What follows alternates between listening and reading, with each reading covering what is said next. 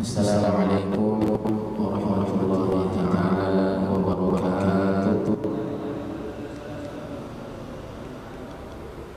Alhamdulillahirabbil alamin wa bihi nasta'in ala umuri dunya waddin wal 'aqibatu lil muttaqin wa la 'udwana illa 'alal zalimin.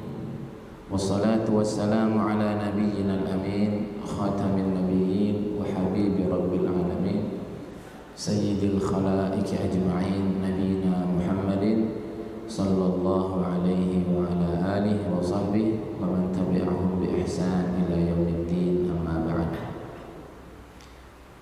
Qala rabbi shrah li sadri wa yassir li amri wahlul 'uqdatan min lisani yafqahu qawli. Rabbi yassir wa la tu'assir, Rabbi tammin bi khair. Subhanaka la ilma lana illa ma 'allamtana innaka antal alimul hakim. Rabbi shrah li sadri wa yassir li amri wahlul 'uqdatam min lisani. Allahumma la sahlan illa ma ja'altahu sahla wa anta taj'alul hazana idza syi'ta sahla. Allahumma alhimna marashida umurina wa a'idna min syururi anfusina wa min sayyiati a'malina. Allahumma hdina wa saddidna. Fa yaqulu rabbuna azza wa jalla wa azza min qa'il walau anna ahlal qura amanu wattaqaw lafatahna 'alaihim barakatin minas samaa'i wal ardh walakin kadzabu fa akhadnahum bima kanu yaksibun. Wa qala aydan falamma nasu ma dzukkiru bihi fatahna 'alaihim abwaaba kulli syai' hatta idza farihu bima utu akhadnahum baghtatan fa idza hum mublisun. Waqala Nabiuna al-Mustafa Muhammadun sallallahu alaihi wa ala alihi wa sahbihi wa sallam, innal 'abda la yuhramur rizqa bidhanbin yusibuh. Sadaqallahul azim wa ballagha rasuluhun nabiyyul karim wa nahnu ala dhalika minasy syahidin wasyakirin walhamdulillahi rabbil alamin. Yang pertama dan yang paling utama, marilah senantiasa kita haturkan rasa syukur kehadirat Allah Subhanahu wa taala yang tidak terhingga, di mana Allah Subhanahu wa taala telah menyempurnakan nikmatnya kepada kita, baik zahir maupun batin, baik duniawiyah ataupun ukhrawiyah, sehingga dengan itu semua kita dapat melaksanakan salat subuh secara berjamaah. Dan kita lanjutkan dengan kajian sehingga syuruk nanti. Semoga seluruh rangkaian amal ibadah yang kita lakukan pada kesempatan kali ini diterima oleh Allah Subhanahu wa taala. Amin ya rabbal alamin.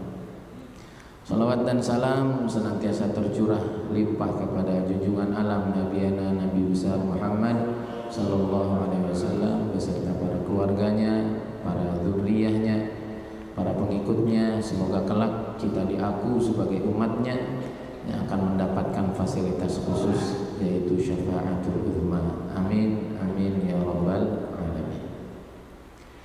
Bapak-bapak, ibu-ibu, hadirin hadirat yang dirahmati oleh Allah Subhanahu wa taala, yang saya muliakan, Haji Asep sebagai orang tua saya, sebagai penasehat saya, yang telah berulang kali memberikan kesempatan untuk saya bisa berbagi sedikit apa yang bisa dibagi, dari mulai khutbah Jumat, kemudian juga sholat tarawih ya Pak Haji ya. Dan kali ini sudah lama sebetulnya mau diberi kajian ahad, tapi selalu ada aja agenda yang berbenturan. Dan pada kesempatan kali ini Allah menakdirkan kita untuk belajar bersama. Kemudian juga kepada seluruh jajaran kepengurusan di Masjid Al-Hidayah, semoga seluruhnya disatukan hatinya, disamakan langkahnya, hidayah sebagaimana namanya, yang hidayahnya akan bercurah-curah keluar daripada majlis ini, masjid ini, ke tempat-tempat yang dekat ataupun tempat-tempat yang jauh. Amin ya rabbal alamin. Tidak lupa juga kepada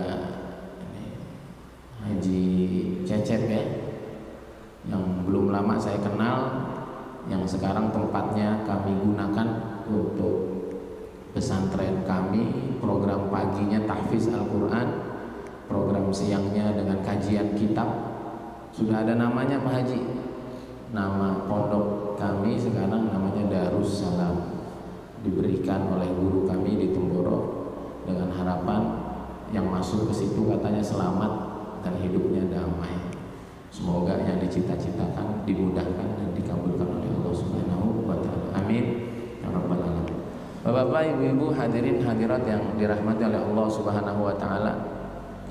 Kayaknya Pak Ustadz nggak ada cengkok-cengkok Sundanya sama sekali. Saya aslinya Jakarta, Pak. Kata Haji Asep, ini orang Betawi. Jadi bahasa Sundanya agak susah ya. Kalau ngerti-ngerti, tapi kalau mau ngomong agak susah gitu. Baik. Tidak berpanjang kalam karena waktu kita tidak panjang. Tema kita kali ini adalah memahami perbedaan konsep futuhat ilahiyah dan istidrajiyah. Bahwa di dalam kehidupan ini, sebagai mukaddimah, sebagai pendahuluan, selalu ada jalan terbuka lebar untuk apapun yang diinginkan dan dikehendaki oleh manusia. Apapun yang diinginkan oleh setiap orang, pasti Allah Subhanahu wa taala akan buka jalan lebar untuk dia meraihnya. Sehingga di dalam surat Al-Kahfi ya dinyatakan, faman syaa'a falyu'min wa man syaa'a falyakfur. Siapa yang ingin beriman, mangga kata Allah, dan siapa yang ingin kufur, aku persilahkan. Sehingga banyak dahulu orang-orang kafir yang beralasan, mengapa engkau tidak beriman kepada Allah? Lalu mereka beralasan, kalaulah Allah menghendaki kami beriman, tentu kami beriman. Maka tema ini cukup penting untuk kita angkat, karena apapun yang kita pilih, jalan baikkah, jalan burukkah, apapun yang kita pilih, pasti Allah akan sediakan jalan untuk kita meraihnya. Contoh saja, ketika seorang ingin menjadi pemimpin, dia ingin menjadi pemimpin, niat dia menjadi pemimpin adalah seumpama untuk meraup seluruh kekayaan alam yang ada di negeri ini. Maka karena niatnya seperti itu, maka dia lakukan segala macam cara, dia halalkan segalanya untuk mencapai misinya. Maka jika ini berkesesuaian dengan takdir Allah Subhanahu wa taala, maka insya Allah seburuk apapun niatnya, seburuk apapun caranya, kalau memang bersesuaian dengan takdir Allah, maka itu akan menjadi kenyataan. Allah akan buka jalurnya. Sebagaimana yang kita ketahui bersama dahulu ya, Fir'aun alaihi la'nah, bagaimana jahatnya, bagaimana buruknya perlakuannya kepada rakyatnya. Tapi ketika itu berkesesuaian dengan takdir Allah, Allah inginkan itu terjadi, maka itu pun akhirnya menjadi kejadian. Begitu juga sebaliknya, ketika orang ingin menjadi pimpinan ya, untuk meratakan keadilan, kemakmuran di satu negeri, di satu kampung, di satu kota, dan dia tidak ingin melangkah ke arah sana kecuali dengan kehendak Allah, dengan kemudahan dari Allah, dengan cara-cara yang paling baik, dengan cara-cara yang paling bersih. Maka ketika kehendaknya demikian dan keinginannya berkesesuaian dengan takdir Allah, maka insya Allah apa yang dicita-citakannya pun akan menjadi kenyataan. Maka Maka bapak-bapak, ibu-ibu hadirin yang dirahmati oleh Allah Subhanahu wa taala, para ulama banyak mengatakan idza wujidal azmu wa dhahas sabil. Kalau kuat tekadnya, maka jalan akan terbuka lebar. Tekad apa saja? Ya. Kita dulu pernah muda ya. Seperti santri-santri ini. Di pondok itu dilarang main PlayStation seumpama keluar pondok. Tapi ketika niatnya kuat, saya dulu punya teman itu ketika belajar di Magelang, Bapak Ibu sekalian, itu pondok itu gelap banget di tengah kampung. Di sekeliling pondok itu kuburan. Untuk bisa keluar sampai ke tempat main PlayStation itu jaraknya kurang lebih setengah jam. Harus sewa motor, ya, melewati kuburan yang sangat gelap begitu, melewati keamanan pesantren ya, yang kalau ketangkep nanti bisa digundul, bisa disiram sama air kotor begitu ya kalau orang dulu. Segala macam hal-hal yang sulit dia lalui, tapi demi satu tujuan dia galau nih. Dia udah jenuh mungkin di dalam pondoknya, pengen menghirup udara luar sambil main PlayStation itu. Maka akhirnya seluruh langkah dia lewati dengan segala kesulitannya, dan akhirnya dia sampai ke tempat tujuannya. Dia nggak pikir tuh nanti ketahuan nggak ketahuan, yang penting saya punya tekad, saya jenuh, saya ingin keluar pesantren untuk mencapai apa yang saya inginkan, untuk refresh katakanlah. Maka apapun yang kita inginkan, dan kita semua punya cita-cita, sesulit apapun, baik atau buruk, sebaik apapun cita-cita kita, sesulit apapun, begitu juga ketika kita punya niat buruk, sedetail apapun kita punya niat buruk, kalau kita punya tekad yang kuat, pasti apa yang kita cita-citakan akan kita dapatkan. Begitu juga ucapan yang lain, man jadda wajada, siapa yang bersungguh-sungguh pasti dia dapat. Kemudian juga hadis qudsi ya, yang kita sama-sama sudah mengerti, ana inda dhanni abdi bi, aku mengikuti persangkaan hambaku. Di dunia ini tidak ada Allah pilih kasih ya. Yang sungguh-sungguh, yang serius, muslimkah atau non muslim, bahkan ateis sekalipun, ketika dia mengikuti jalur kesungguhan untuk mencapai satu cita-citanya, maka pasti dia akan meraihnya. Maka dari pendahuluan ini, apapun yang kita inginkan, apapun yang kita cita-citakan, baik atau buruk, Allah beri jalan. Maka disinilah banyak manusia nanti tertipu. Banyak manusia yang salah paham, banyak manusia yang salah mempersepsikan, sehingga tidak sedikit ya keluar ungkapan-ungkapan ketika kita seumpama ya mengajak kawan kita yang bisnisnya sangat maju, keduniaannya sangat luar biasa, tapi kita tahu kehidupannya bergelimang dengan dosa, jauh dari mengerjakan kewajiban sebagai seorang muslim, katakanlah sholat. Maka ketika kita ingatkan, katakanlah, yuk bro kita sholat, apa jawabannya? Kamu yang sholat tiap waktu aja hidupnya masih susah begitu.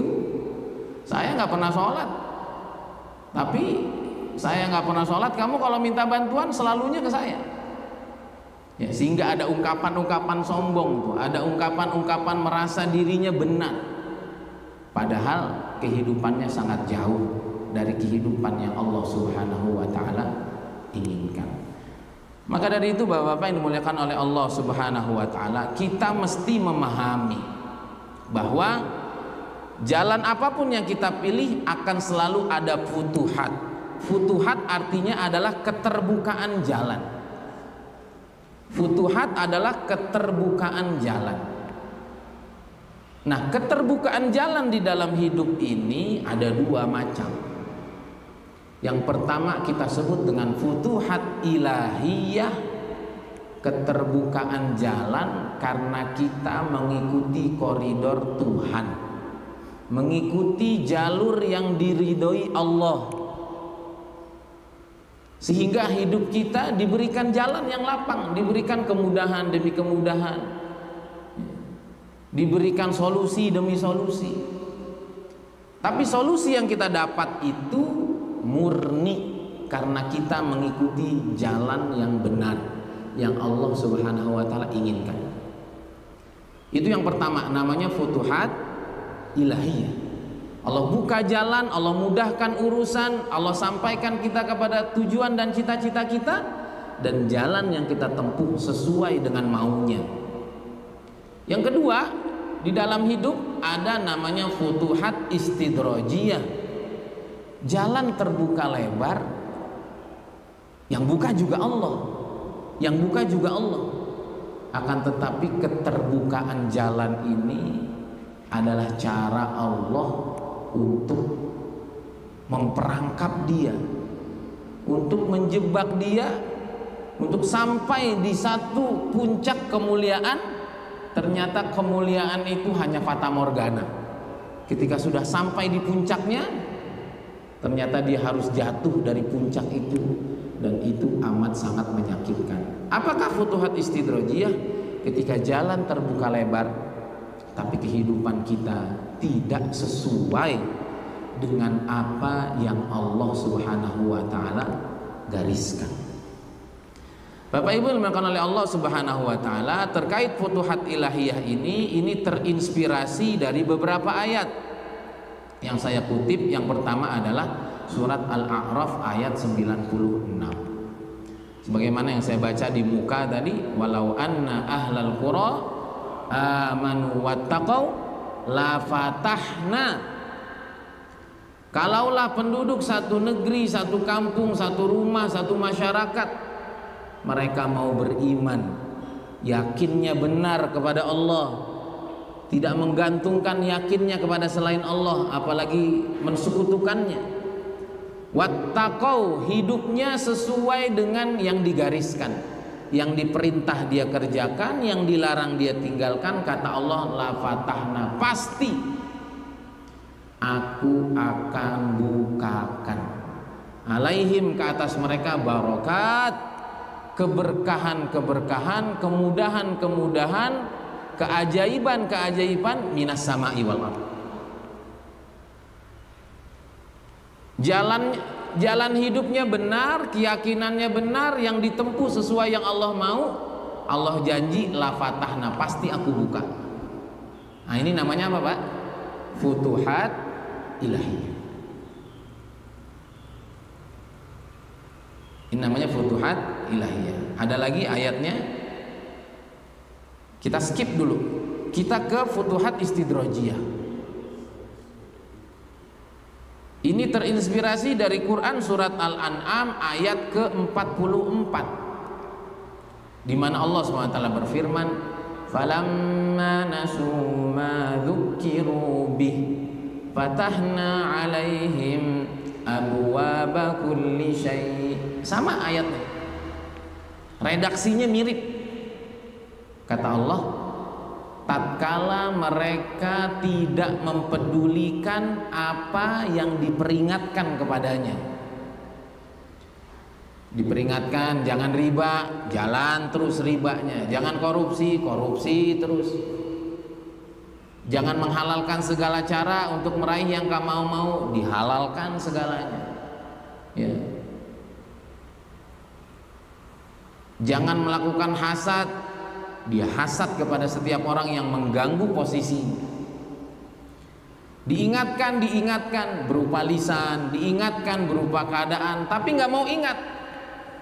Jaga sholatnya, Pak, ini uang sudah sampai nisabnya, dizakati.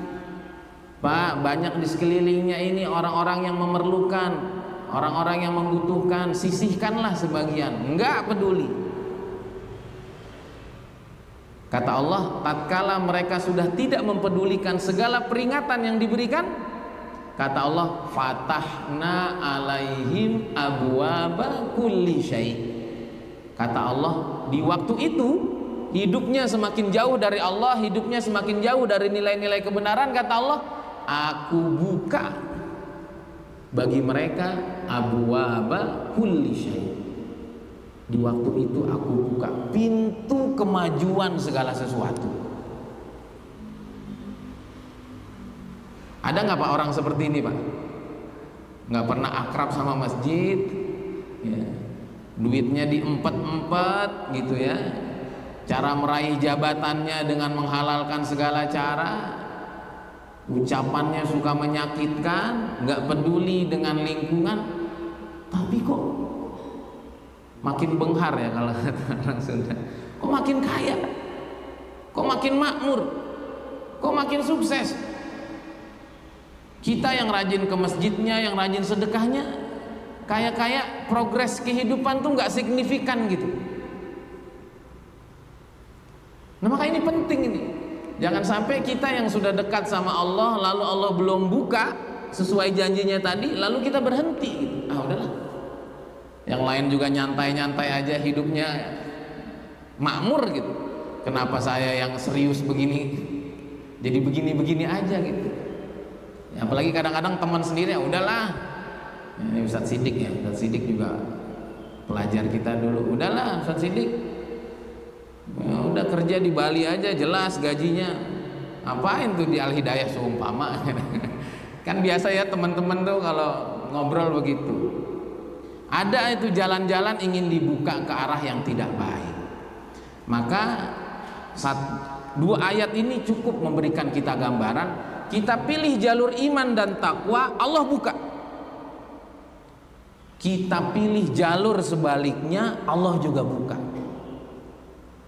Hanya bedanya kalau yang tadi Allah buka keberkahan dari langit dan bumi, memang secara konstan gitu, secara istiqomah, permanen, itu bukan tipuan.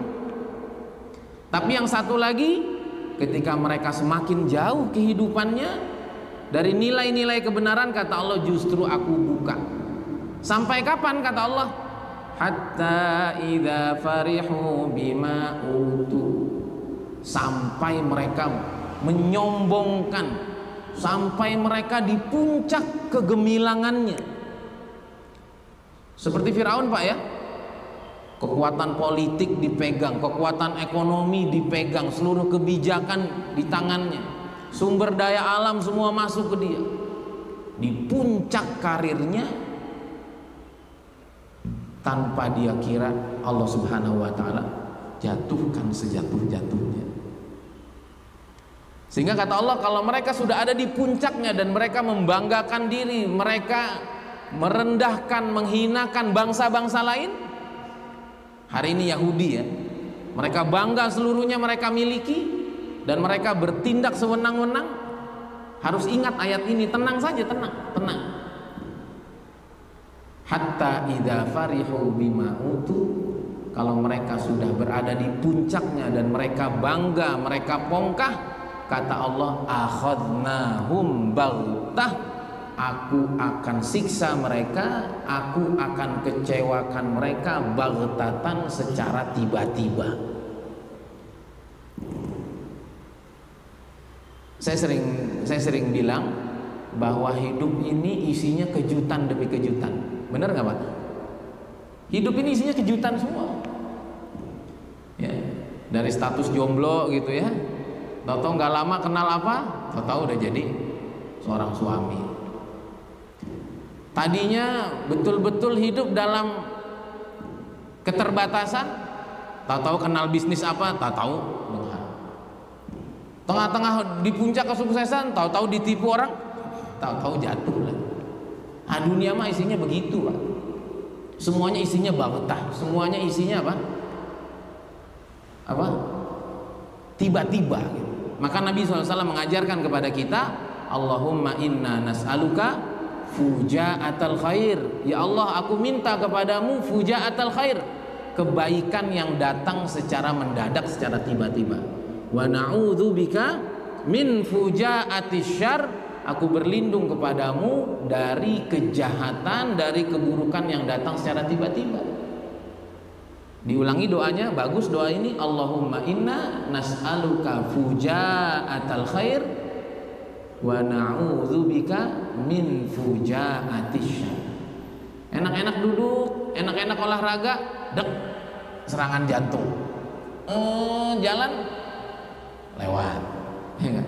Enak-enak lagi naik motor, tahu-tahu hilang tenaga, tahu-tahu kena stroke. Ya. Lagi jalan-jalan sama keluarga, tahu-tahu kita tinggal sebentar, ternyata mobil kita yang kita tinggal sebentar, tahu-tahu keluarga kita ketabrak semua. Waliyadzubillah. Berapa banyak? Maka kuncinya satu aja. Kalau kita ini orang baik, insya Allah segala kejutannya baik. Itu prinsip. Jadi nggak usah takut dikejutkan dengan hal-hal tidak baik. Yang dikejutkan KPK sehingga pakai rompi oranye ya, karena yang ditanam tidak baik, Pak. Ya, karena yang ditanam tidak baik. Jadi prinsipnya hidup itu udah berbuat baik aja. Kalau aktivitas kita baik, insya Allah kita akan selalu dikejutkan dengan kebaikan demi kebaikan. Sebaliknya, kalau yang kita tanam adalah keburukan, nanti kita pun akan dikejutkan dengan apa? Dengan keburukan. Baik, kembali lagi. Ketika mereka melampaui batas yang sudah sampai tingkat yang paling tinggi, kata Allah, aku akan siksa mereka, aku akan hukum mereka secara tiba-tiba. Ya. Maka orang yang mengerti sejarah, dia tidak akan pernah pesimis. Orang baik yang mengerti sejarah, segelap apapun umat hari ini, dia akan meyakini bahwa akan ada pertukaran peradaban yang sudah Allah Subhanahu wa taala janjikan. Jadi nggak ada, Pak, malam yang tidak bertemu fajar, tidak ada. Tidak ada siang yang tidak bertemu malam, tidak mungkin. Maka sehebat apapun Barat hari ini, sehebat apapun Yahudi hari ini, kalau mereka melampau, maka dari siang yang mereka hadapi sekarang, begitu cemerlang itu akan menghadapi kegelapan. Dan kita tidak perlu khawatir. Umat Islam yang sedang di dalam kemerosotan yang luar biasa dari segala segi ini, tidak mungkin ada malam yang tidak bertemu dengan fajarnya. Maka justru di tengah kemerosotan umat dari segala sisi ini, orang-orang yang mengerti sejarah, orang-orang yang punya jiwa optimisme tinggi, mereka justru menjadikan ini sebagai momentum kebangkitan umat Islam. Dimuliakan oleh Allah Subhanahu wa taala, fa idzahum mublisun. Di dalam akhir ayat ini tiba-tiba mereka yang tadinya merasa hebat, mereka yang merasa pongkah tadi, tiba-tiba mereka mublisun. Tiba-tiba mereka merasa tidak berdaya apapun. Seperti Firaun ya. Pongkah ketika sudah masuk ke dalam laut, amantu bi rabbi Musa wa Harun. Ya Allah, aku hari ini beriman kepada Tuhannya Musa dan Harun. Kata Allah, al-ana wa qad asaita qablu wa kunta minal mufsidin. Hah? Baru sekarang? Kemarin kemana aja? Wa qad asaita qablu, kamu kemarin begitu durjana, kamu begitu jahat. Kata Allah, fal yauma nunajjika bi badanika litakuna liman khalfaka ayah. Hei Fir'aun, aku jadikan jasadmu tidak akan pernah usang, tidak akan pernah lapuk, sebagai pelajaran umat-umat sebelum kamu. Inilah ikon kesombongan, inilah ikon kedurjanaan, inilah ikon kejahatan yang luar biasa. Hadirin oleh Allah Subhanahu wa taala, di dalam ayat yang lain juga Allah Subhanahu wa taala berfirman di dalam surat Al-A'raf 182 183, walladzina kadzdzabu biayatina sanastadrijuhum min haitsu la ya'lamun. Orang-orang yang mendustakan ayat-ayatku, orang-orang yang hidupnya jauh dari nilai-nilai kebenaran, dari nilai-nilai syariat, kata Allah, sanastadrijuhum. Ini namanya futuhat istidrajiyah. Aku akan perangkap mereka. Min haitsu la ya'lamun, dari jalur yang mereka tidak sangka, dari jalur yang mereka tidak kira.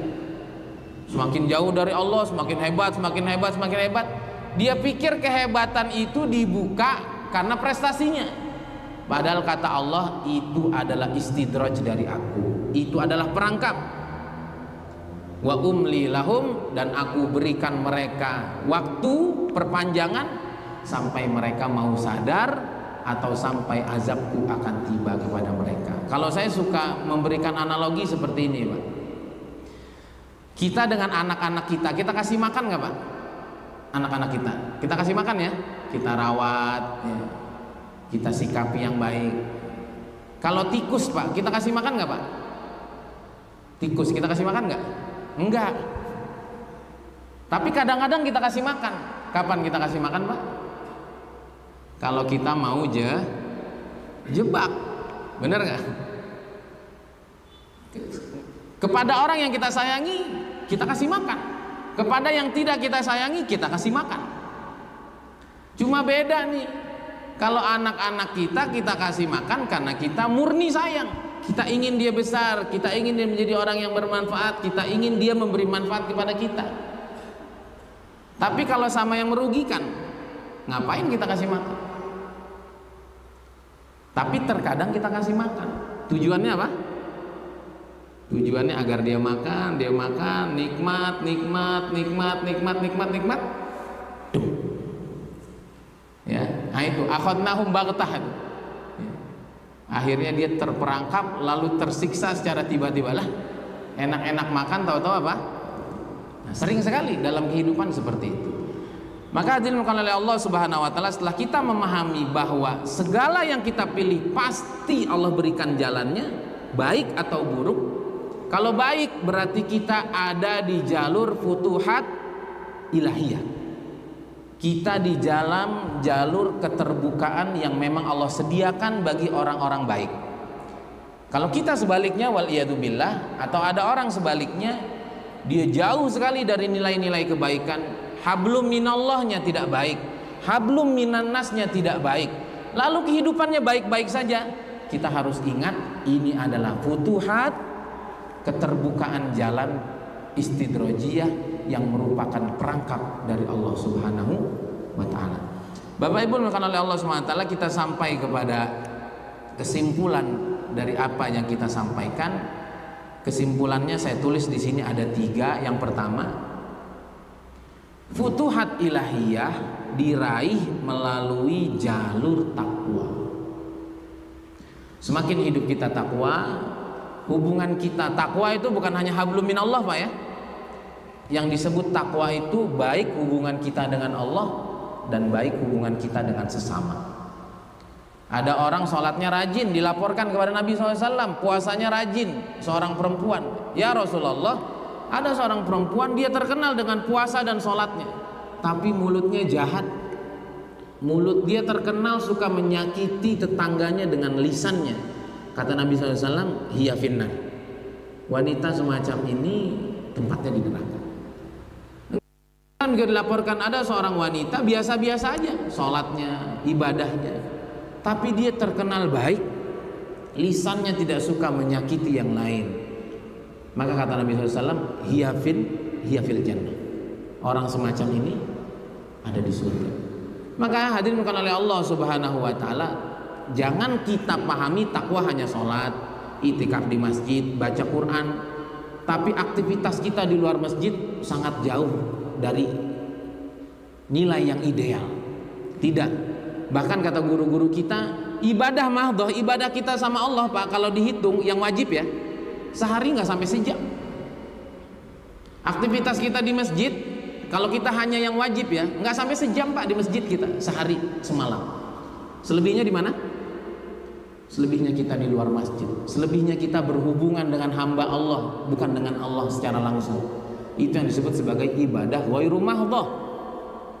Maka ketika di masjid kita baik, hubungan sama Allah baik, dan di luar masjid dalam bisnis, dalam muamalah kita, muasyarah kita bersama tetangga, atasan, bawahan baik, itulah takwa. Kalau hidup kita takwa, maka futuhat ilahiyah akan terbuka lebar di hadapan kita. Kemudian yang berikutnya, futuhat istidrajiyah terbuka semakin kita tidak baik dengan Allah dan semakin kita tidak baik dengan sesama.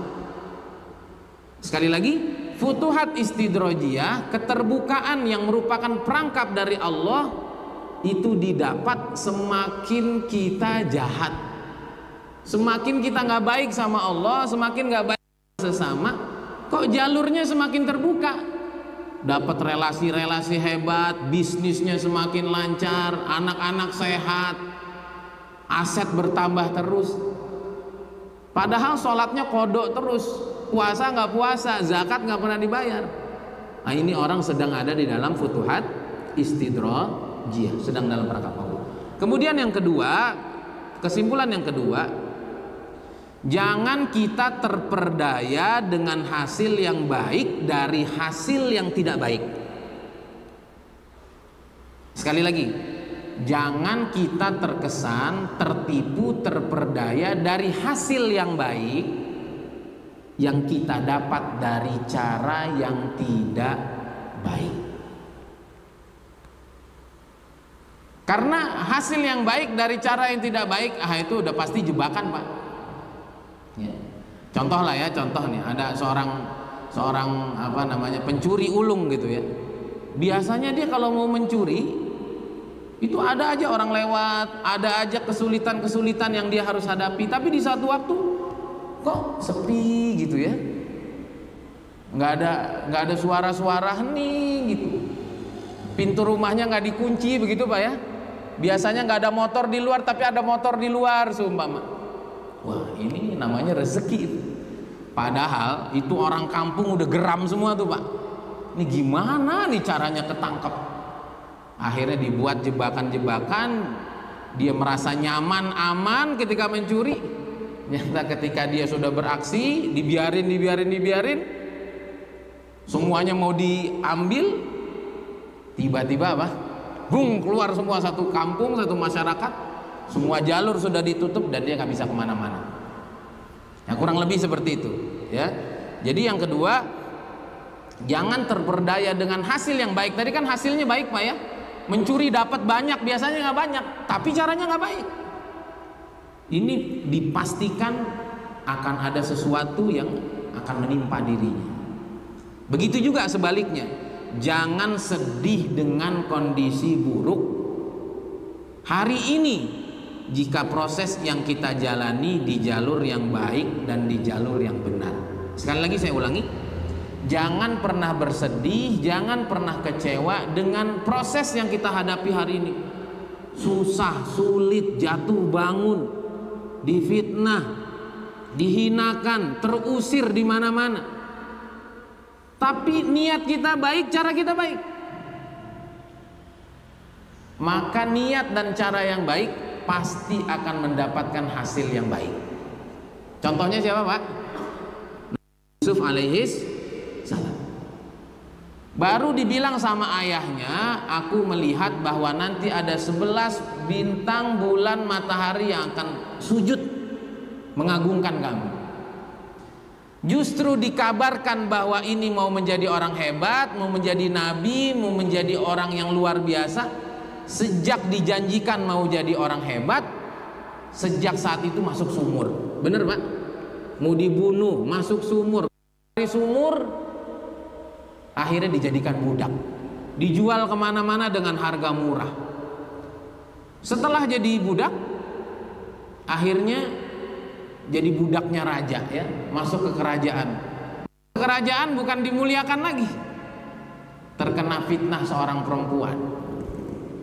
Wah, ini luar biasa ini ya. Kena fitnah perempuan karena Nabi Yusuf nggak mau mengaku, dan ini perempuan tidak mau malu di hadapan suami dan juga pegawai-pegawainya, akhirnya terpaksa dimasukkan penjara. Di penjara Nabi Yusuf tetap menjadi orang baik. Saat Nabi Yusuf ada di penjara harusnya sudah keluar, tapi orang yang dipesankan kasih tahu sama raja, ini takwil mimpi ini saya yang ngasih tahu. Yusuf namanya, dia orang baik, saya akan sampaikan bahwa ada orang baik tidak bersalah namanya Yusuf di penjara. Orang yang disampaikan ini, Pak, kurang lebih sampai 7 sampai 9 tahun dia lupa. Akhirnya yang harusnya bisa keluar waktu itu ditunda keluar. Ketika sudah ketemu raja setelah 7 atau 9 tahun, dia nggak langsung ngomong ke raja, keluarin saya dong, saya nih nggak bersalah. Enggak, suruh panggil. Mana itu perempuan-perempuan yang menjadi saksi saya bahwa saya tidak berbuat yang saya tidak berbuat yang tidak senonoh kepada putri atau kepada istri raja. Maka kata Nabi SAW, semoga Allah merahmati Nabi Yusuf yang ketika dia sudah seharusnya keluar dari penjara, tapi dia nggak segera minta keluar dari penjara. Bapak Ibu dimuliakan oleh Allah Subhanahu wa taala, kalau kita ada di niat yang benar, amaliyah kita benar, tapi jatuh bangun, mau naik jatuh lagi, mau naik jatuh lagi, naik jatuh lagi, kita mesti yakini kita ada di futuhat ilahiyah yang insya Allah ketika Allah sudah berikan kemapanan itu, kemakmuran itu sifatnya akan permanen. Ada nggak Pak cerita Nabi Yusuf di akhir hidupnya jatuh lagi? Nggak ada. Maka pelajaran yang kedua, jangan pernah kecewa, jangan pernah sedih, jangan pernah pesimis. Jika niat kita baik, cara kita baik, dan nasib kita belum baik, yakinilah kita sudah berada di jalur futuhat ilahiyah yang nanti tiba waktunya kemudahan itu akan datang secara permanen. Kemudian yang ketiga, dan ini yang terakhir, hasil amal itu Pak tidak ada yang instan, baik yang buruk ataupun yang baik, nggak ada yang instan ya. Sehingga katanya mie instan aja nggak instan Pak ya, nggak bisa langsung dimakan kan ya, dikremes dulu kalau mau digadoin kan, kalau mau dimakan secara normal harus direbus dulu kan begitu. Tidak ada hasil amal yang instan dan cash, nggak ada. Tapi semuanya memerlukan proses panjang. Ya gampangnya kayak kita nanam padi lah Pak, kita bersawah, nggak ada Pak nanam hari itu kemudian apa panen hari itu, nggak ada. Maka inilah kehati-hatian para ulama, mereka senantiasa memperhatikan amalnya setiap hari. Sehingga ada ulama namanya Imam Harith Muhasibi, kerjaannya setiap hari menghisap amalnya aja. Hari ini amal saya apa yang benar, apa yang nggak benar. Karena benar atau tidak amal yang kita lakukan hari ini Pak, nggak langsung sekarang. Nggak usah amal lah ya, pola hidup kita aja Pak, pola hidup ya. Pola hidup yang kita pilih hari ini, gorengan masuk, ya enggak? Apalagi sambal yang paling pedas, minum kurang, ya. Kemudian sukanya junk food ya, sukanya minuman-minuman berwarna yang dengan pewarna, dengan pengawet yang kuat. Terus aja gitu setahun, 2 tahun, sama aja kan Pak? Sama. Setelah 15 tahun, brek gagal ginjal. Betul nggak Pak? Di waktu beramal nggak ada beda, bahkan kadang-kadang lebih sehat. Dulu ayah saya cerita, Bal, itu di kantor itu banyak banget sekarang yang kena gagal ginjal. Kenapa ya? Karena dia kena korban iklan. Kalau pengen jos maka minum ekstra jos, sehari 2 kali. Wah memang kerjanya tuh luar biasa, semangat kerjanya tuh. Tapi di umur sekian gagal ginjal. Nggak usah jauh-jauh Pak, saya punya teman satu pondok sama saya, satu angkatan, orang Bandung, orang Lembang. Haji Asep kenal Ustadz Abdul Wahab. Ternyata dulu beliau punya kebiasaan Pak, kita dulu ada belajar kickboxing ya, bela diri. Itu setiap habis kegiatan fisik dia nggak pernah minum air putih Pak, minumnya Coca-Cola terus. Saya nggak tahu, tapi yang cerita teman saya Ustadz Migdad, dia yang cerita. Itu dulu si Wahab itu kalau habis berkegiatan fisik nggak pernah minum air putih, minumnya Coca-Cola, kan seger tuh Pak. Kemarin usia berapa ya? Usia 31 kena serangan jantung, 32 stroke, nggak lama gagal ginjal, 32 tahun nggak ada. Bapak Ibu dimuliakan oleh Allah Subhanahu wa taala, itulah pentingnya kita beramal yang terbaik. Jangan lihat hasilnya gitu, jangan lihat hari ini gitu. Bisa saja hari ini kita menjadi orang yang paling menderita, padahal amal kita yang paling baik. Padahal amal kita yang paling baik. Sebaliknya, ada orang yang amalnya luar biasa buruk tapi hari ini hidupnya paling baik. Yakinlah bahwa hasil setiap amal tidak kita raih hari ini. Sabar saja kita menanam sampai kita nanti memanen. Jika yang kita tanam adalah kebaikan, yakin yang kita raih kebaikan. Sebaliknya, jika yang kita tanam keburukan, kalau hari ini dapat kebaikan, kita mesti khawatir. Jangan-jangan ini adalah istidraj dari Allah Subhanahu wa ta'ala. Maka Bapak Ibu yang oleh Allah Subhanahu wa ta'ala, waktu sudah habis.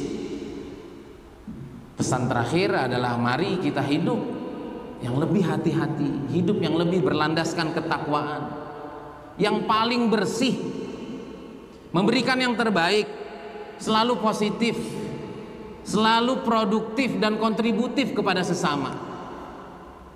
Apapun yang kita hadapi, jika kita memang betul-betul bersih, itu adalah kebaikan. Kalau kita lihat ya orang-orang sangat sukses itu, aduh hidupnya masalah terus. Tapi karena mereka berada di jalur yang benar, justru mereka hebat karena kondisi-kondisi gelap itu. Dan sebaliknya, kita jangan sampai hidup yang kotor, curang, jahat, egois, memanipulasi. Maka kalaulah kita bahagia, maka kebahagiaan itu fata morgana dan sifatnya apa? Semu. Kenapa Bapak Ibu hadirin Allah SWT? Tema ini begitu penting karena zaman ini zaman segala cara dihalalkan. Bener Pak ya? Orang nyari duit ada yang macam-macam. Sehingga dikatakan yang haram aja susah Pak Ustadz, apalagi yang halal. Itu nggak boleh masuk dalam prinsip Pak. Yang haram aja susah apalagi yang halal. Kalau kita yakinnya begitu, betul begitu Pak. Ya, yang halal sangat sulit, yang haram pun sulit. Maka penting kita. Ya, tidak akan pernah Pak kita nanam padi muncul duren, nggak akan pernah. Kalau kita nanam padi kita akan panen padi. Baik, Bapak Ibu sekalian, mari di zaman yang luar biasa hebat ujian ini, untuk kita menjadi orang yang tetap bersih, kita menjadi orang yang tetap ideal di hadapan Allah dan di hadapan manusia yang lain, kita perlu pasang prinsip ini. Tidak ada yang tertukar. Jika baik, maka pasti terbuka jalan kebaikannya, dan itulah futuhat ilahiyah, itulah kesuksesan permanen. Dan jika kita tidak baik, pastilah Allah buka jalan juga, dan itu adalah futuhat istidrojiyah yang kita akan rasakan kesuksesannya, tapi itu fata morgana dan itu semu. Semoga kajian pagi ini mencerahkan untuk saya pribadi, bermanfaat dan juga bermanfaat untuk kita semua. Hadza wabillahi taufik. Silakan jika ada yang ingin bertanya. Terima kasih Ustaz, sungguh luar biasa di pagi ini membahas mengenai tentang jalan Allah Pak ya. Jadi jalan Allah yang Allah bukakan dengan ridhonya, ada yang jalan Allah bukakan dengan tidak ridhonya. Artinya diizinkan dua-duanya. Ya. Jadi ada yang mengharapkan kebaikan, ada yang mengharapkan ketidakbaikan. Dua-duanya diberikan oleh Allah. Allah sangat adil dan tepat. Ya, Alibaba itu ingin ikan mas, tanamlah ikan mas, tapi ikan pun akan ada. Ya, Pak Dede, tanamlah ikan emas, insya Allah pun ada. Tapi jangan coba-coba nanam pun mengharapkan ikan emas. Mau ada? Nah, artinya di sini sudah terbuka dengan kata-kata itu aja sudah terbuka. Jadi kalau di daerah petani itu tanamlah padi yang anak tumbuh, ya, tapi jangan coba-coba menanam yang berharapan ini. Jadi di sini juga sudah cuma munculnya yang berbeda. Ya. Nah di sini insya Allah Ustaz, maka bagi Bapak Ibu yang masih ada waktu berapa menit silakan yang akan mau bertanya.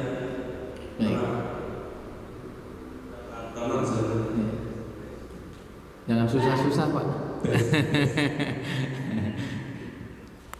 Terima kasih. Assalamualaikum warahmatullahi wabarakatuh. Mudah-mudahan nggak susah. Ya. Jadi pada kenyataannya, misalnya kita menghadapi yang kita duga ini istiqsal, Ya. dan itu dilakukan oleh seperti tadi ya Fir'aun.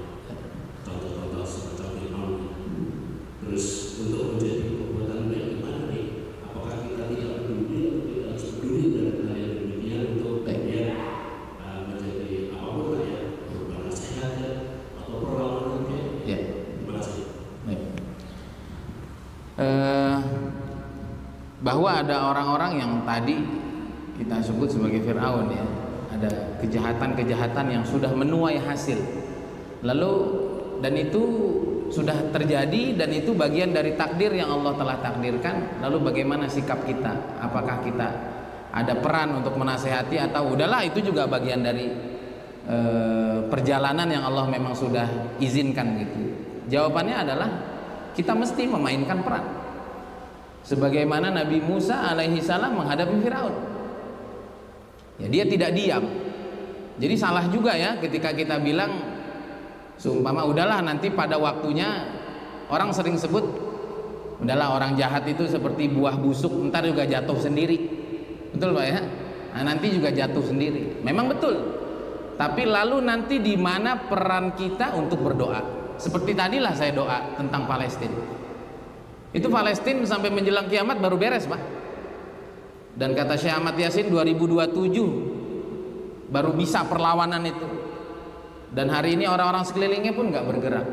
Tapi apakah orang-orang Arab yang nggak bergerak tidak ada hisapnya Pak? Akan dihisap itu. Kamu makan tidur nyaman sementara orang lain di sekeliling kamu dan itu bangsa kamu. Maka peran kita dalam berdoa, peran kita dalam menyuarakan, peran kita dalam memberikan sumbangsi apa yang kita sanggup itu tetap harus kita lakukan. Ya, itu tetap harus kita lakukan walaupun Pak nanti yang menjatuhkannya juga Allah Subhanahu wa taala sendiri. Tapi hebatnya umat ini Pak, kalau umat-umat dulu kan yang turun tangan tuh Allah langsung ya, nggak ada tangan-tangan manusianya. Kalau zaman sekarang, kalau umat Nabi Muhammad SAW, seluruh kemajuan dan seluruh keruntuhan ada tangan-tangan manusia hebat di dalamnya. Bisa dipahami? Jadi apa yang kita lakukan? Contohlah Palestina terhadap Israel, kita boikot, kita doa, kita memberikan sumbangan yang kita sanggup ya. Dan kita yakin keruntuhan mereka, kita yakin keruntuhannya, dan insya Allah keruntuhannya bukan melalui azab Allah langsung Pak. Kalau umat-umat dulu tuh coba kita perhatikan, Nabi Nuh putus asa datang banjir, Nabi Musa putus asa datang lautan, benar Pak ya?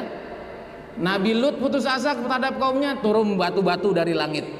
Kalau umat ini tuh umat gentle Pak, umat gentle, maka nanti pasti apa yang kita upayakan akan membuahkan hasil, dan itu perlu kita lakukan, dan kejatuhan mereka pasti di tangan umat-umat muslim yang kuat. Katanya sih Pak, katanya nih menurut prediksi harapannya adalah orang-orang Indonesia. Allahu Akbar ya, jadi bukan berarti kita memahami takdir lalu kita tidak berbuat, tidak. Jadi kita sebagai muslim, kita peduli, kita doa, kita memberikan sumbangsi, dan kita memberikan yang terbaik. Apa yang Allah perintahkan ketika melihat kemungkaran kita harus terus lakukan. Seperti itu. Ada lagi yang lain?